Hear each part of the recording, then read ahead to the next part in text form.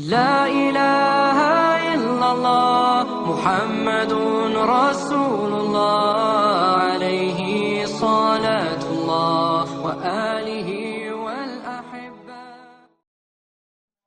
اعوذ باللہ من الشیطان الرجیم، بسم اللہ الرحمن الرحیم۔ ناظرین، آپ دیکھ رہے ہیں آئی ڈی ٹی وی، اور میرا آج کا موضوع ہے صدقہ کسے کہتے ہیں اور صدقہ کی مختلف صورتیں۔ لغت میں صدقہ اس عطیے کو کہتے ہیں یراد بہل معصوبۃ لل مکرمۃ، جس سے عزت افزائی کے بجائے ثواب کا ارادہ کیا جائے، اسے صدقہ کہتے ہیں۔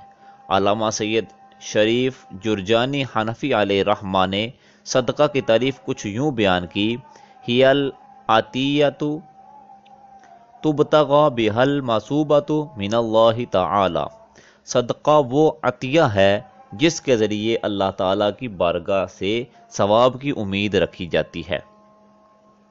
اب صدقہ کی مختلف صورتیں کیا ہیں؟ اللہ تعالیٰ کی راہ میں خرچ کرنا ہی صدقہ نہیں، بلکہ ترمذی شریف کی ایک حدیث پاک میں حضرت سیدنا ابو ذر غفاری رضی اللہ تعالی عنہ سے مروی ہے کہ جو دو جہاں کے تاجور سلطان بحر بر صلی اللہ تعالی علیہ وسلم نے صدقہ کی مختلف صورتیں بیان کرتے ہوئے ارشاد فرمایا کہ تمہارا اپنے بھائی کے لیے مسکرانا بھی صدقہ ہے۔ پھر ایک اور جگہ پہ فرمایا نیکی کی دعوت دینا اور برائی سے روکنا بھی صدقہ ہے۔ پھر فرمایا بٹکے ہوئے کی رہنمائی کرنا بھی صدقہ ہے، اور فرمایا کمزور نگاہ والے کی مدد کرنا بھی صدقہ ہے۔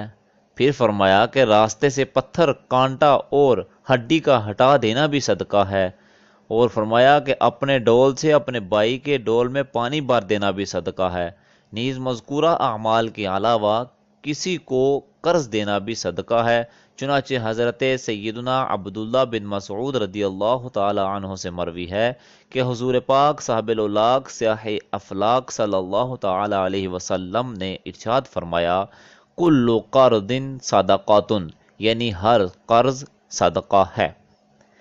حضرت سیدنا شیخ اسماعیل حقی حنفی رحمۃ اللہ تعالی علیہ تفسیر روح البیان میں فرماتے ہیں کہ صدقہ کے 4 حروف کی نسبت سے صدقہ کے 4 حروف سے کیا مراد ہے؟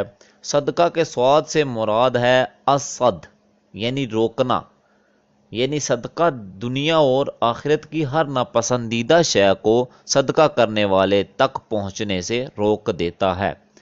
دوسرا ہے دال سے مراد الدلیل، رہنمائی کرنا، یعنی صدقہ کرنے والے کی جنت کی طرف رہنمائی کرتا ہے۔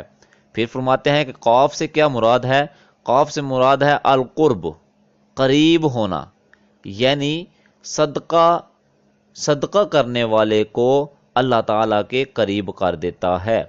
پھر ہے اس کا چوتھا ہا سے مراد ہے الہدایت، رہنمائی و رہبری، یعنی صدقہ جو ہے وہ صدقہ کرنے والے کو اللہ تعالیٰ کی طرف سے ہدایت حاصل ہوتی ہے۔